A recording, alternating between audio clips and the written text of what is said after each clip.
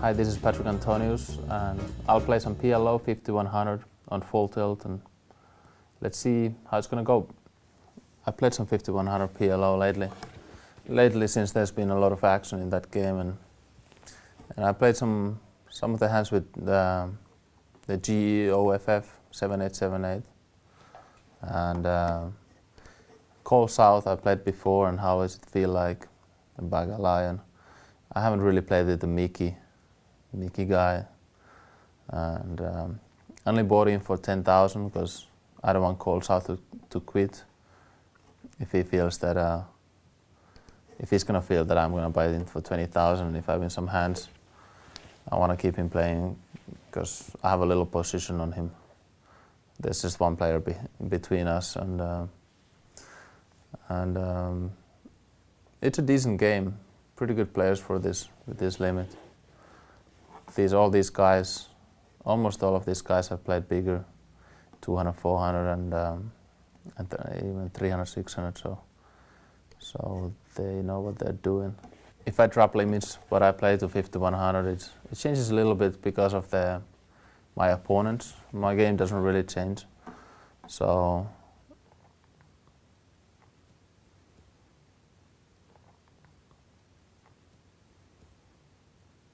if my opponents play a little different, then I have to adjust. So you just always have to figure out how they play and what's been going on. And there's a very weird hand happening at the moment when Call South decided to raise, and then he got a good flop, Ace King 9, and he decided to check it.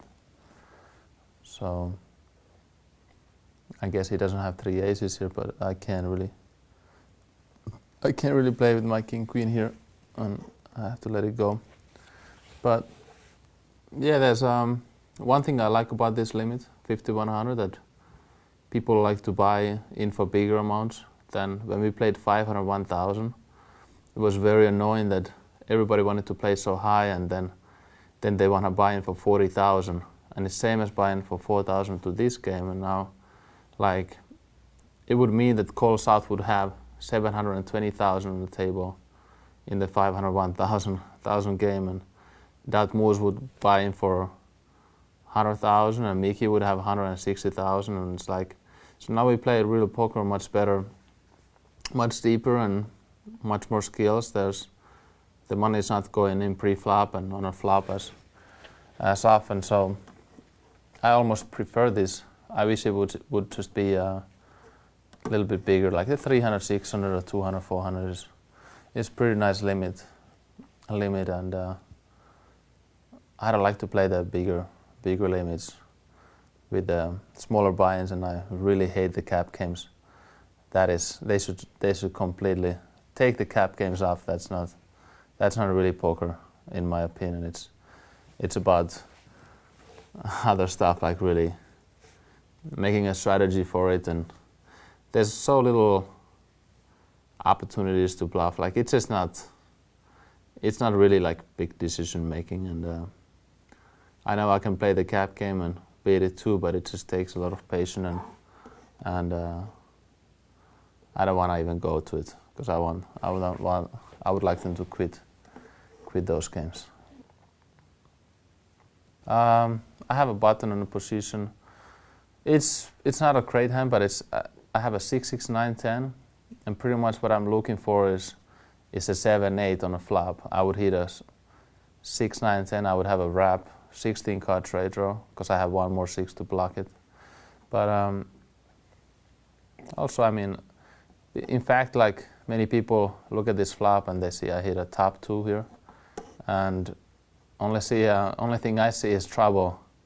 I'm gonna bet a pot here, but basically, if any one of these guys is gonna raise me, I'm gonna be in big trouble. They're gonna have, hopefully not a set, but they can have just a draw that puts me pretty much dominated. Like, even just having 10 Jack Queen, which would be opener straight draw with the flush draw. If they have a flush draw, they would have me completely crossed any 8, jack, queen, king, or diamond would just beat my hand there. So there's a lot of situations in Omaha that people get too excited. Like here, some people, if they hit a 9, but they have no kicker for it, and they get raised, they bet the flop and they get raised, and you almost know that you don't have the best hand, and then you just drawing for, you have the 9 outs to make a full house, and sometimes your opponent already has a full house. So there's some situations you have to be careful about it, and there's a lot of situations where you have to know when you have the best hand, and you have to bet big when there's a lot of draws, and you have to read. You just have to read the boards, read the opponents in the games, and try to put them to the hands.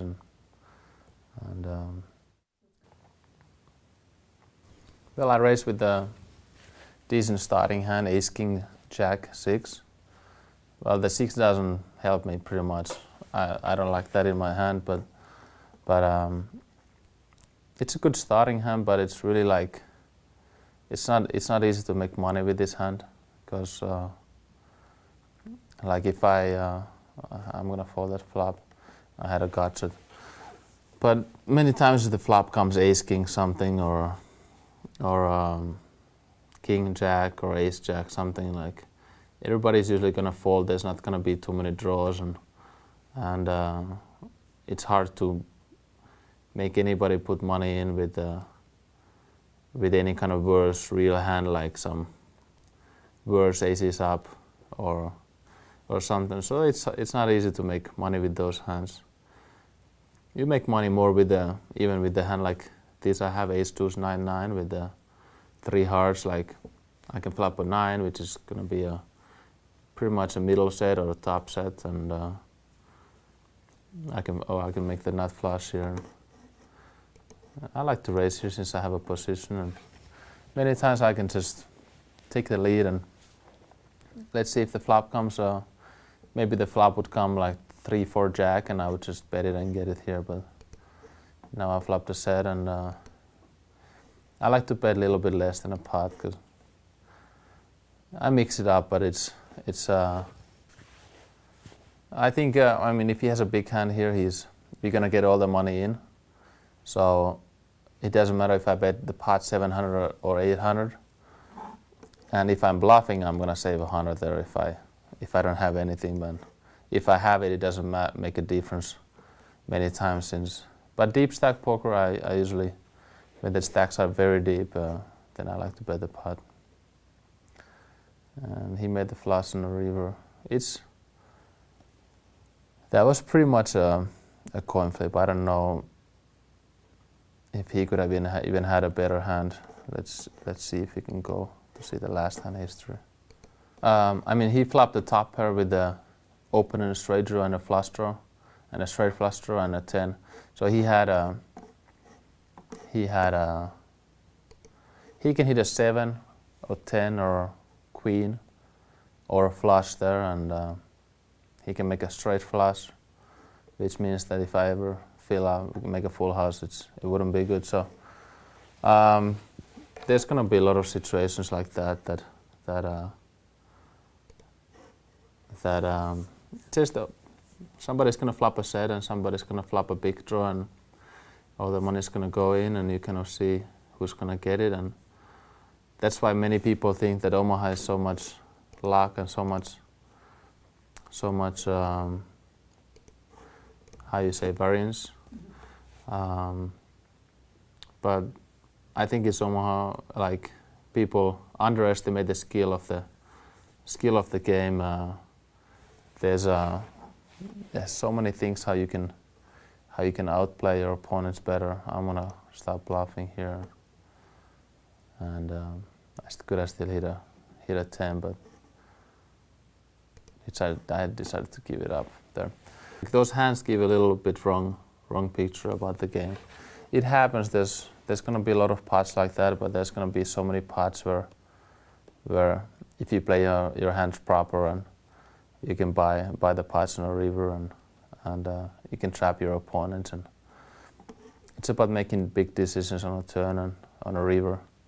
That it's not that usually you get the money on the flop. And I like to play deeper. If you play deeper stacks, like let's say I would have 20,000 there on the table, I think he would not probably raise the flop. He would maybe just call, because he would not want to commit. Not necessarily he would want to commit 20,000 with that hand, since if I would have there in that particular situation, I could have an overpair with a flush draw. Then I would block his hand so bad. Suddenly he would just have a open and straight draw with a 10, and if the flush hits, he would be dead. So, but with 10,000 stack, he was comfortable to put all the money in, and he kind of liked the hand that I had, because he knows that his tens is more than likely no good. So it doesn't really. The only thing that I have a set that I have a bigger chance to make a full house than if I would have two pair there, for example. And I'm gonna fold here. He made a good play here. He checked the turn. He got his check raise. Well, he could have had just air too, and I'm gonna still raise this hand. It's a 4 cards. They I can't stop laughing when I read the chat. There's some Finnish guys chatting stupid stuff. I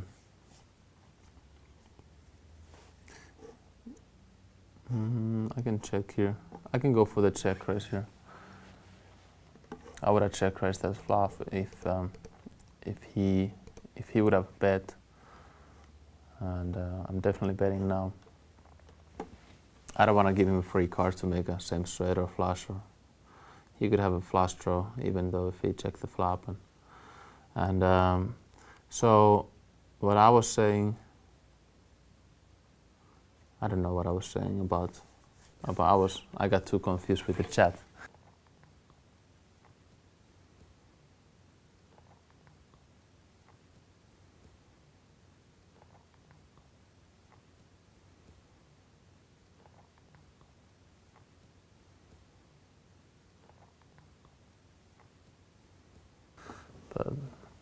But like here I have straight blockers here, but I just don't think they're gonna believe me here. It's many times the blockers are good when you can fire 3 bullets and kind of force your opponents lay down a set or something, and I'm gonna try to bet it. Hope they can lay down some kind of bigger pair that I have, and if not, I would still have 5 or 4 or 3 many times to make my hand there. So it's kind of a smart bet. Like Omaha is it's a little bit. It's so different from Hold'em, because no limit Hold'em you just have hands and which you're gonna play in a certain way. You're gonna flop something. But Hold'em, you never have blockers. You have 2 cards in your hand, and you can always use 1 or 2. Or in Omaha, you have 4 cards. So there's so many times that, like here, for example, not too many people think that there's a lot of blockers. Let's say you have a 10 in your hand, and you have 2 4s. You can have 4 4 10 Jack. Then you block the 4s would block the straight draw possibility, and the 10 would block a possibility for someone having 10s up or top set here in a deuce 3 10. So like I could easily raise the pot here when he bets, because I know that it's very unlikely that he has anything big or nice, because he doesn't have a straight draw maybe, and he doesn't have 10s up or top set. And so there's a lot of bluffing involved with it just reduces the chance of your opponents having big hands, those when you have some key cards in your hands. And there's a lot of things going on. Like these kind of hands, people see that they are big hands. You see ace, king, jack, deuce, and for me, it's it's not too easy to make win big pots with those, having the best hand with those hands. It's just, I explained it before that like when you flop those hands, if flop comes ace ace something and or ace king something, it's like if someone has a straight draw, they have a 10 queen jack and it's only 9 card straight draw, and they want to just call and see if they're gonna get it, and usually turn they almost have to give it up, and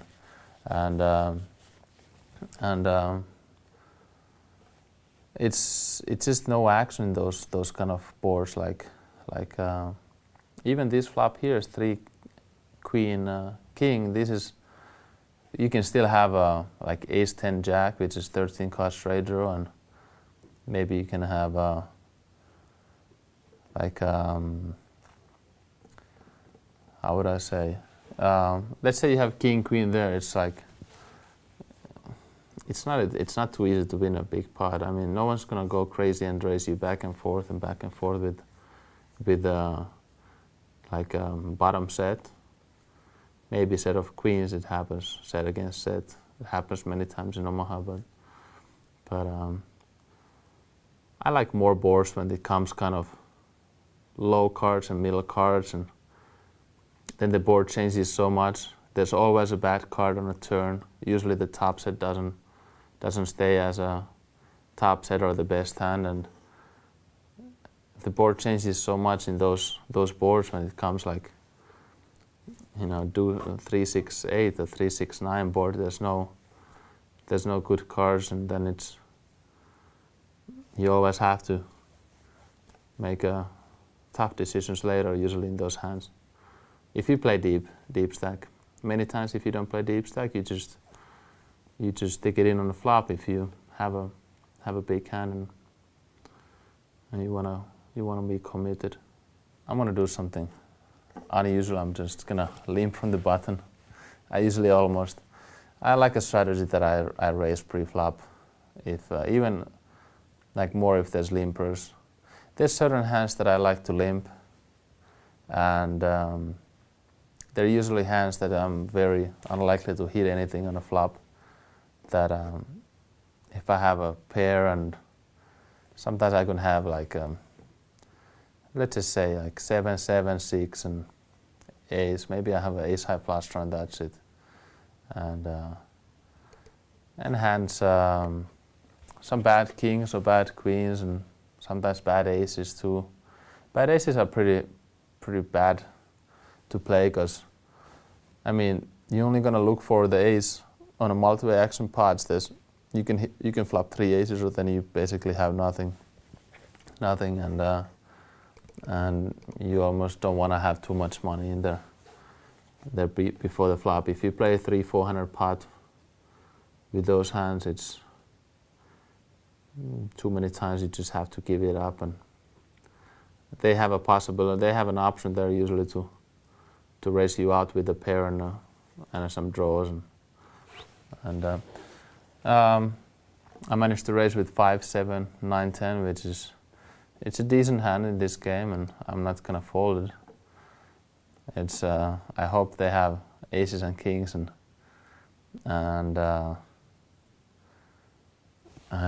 this is very interesting, because now the Mickey guy, the Mikey G16,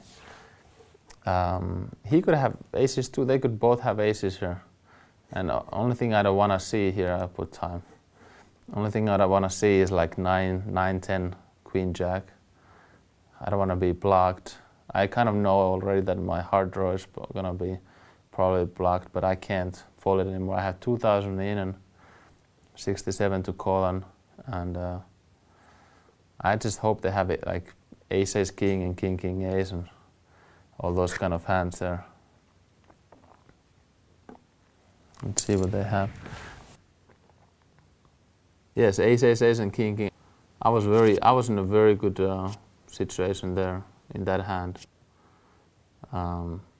If I make my hand, I win. And the Mickey guy had ace ace ace eight. I was just telling about that hand that it's, I mean, that's bad aces, and that's very bad aces to have 3 aces in your hand, because you're just not gonna flop the ace almost never. and but he decided to play that way, and if he would have got the money in against Harrington, just heads up, he would have been in good shape because he had kings, and it's different. You see, there's a lot of action in 5100. As I raised as call, and call south re-raised, and I have the aces, but I'm gonna raise it now. I really hope they're gonna fold. I don't want to see hands like 4, 6, 7, 8, and 9, 10, Queen Jack, and you know, it's like, otherwise I have to really like make a full house or some kind of nut flush to win the hand, or some kind of big straight, and let's just see what's gonna happen here.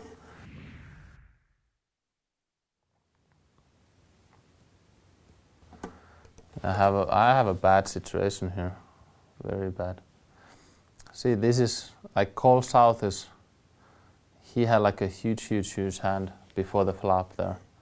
Like we had 2 guys had aces, the Jeff guy and I,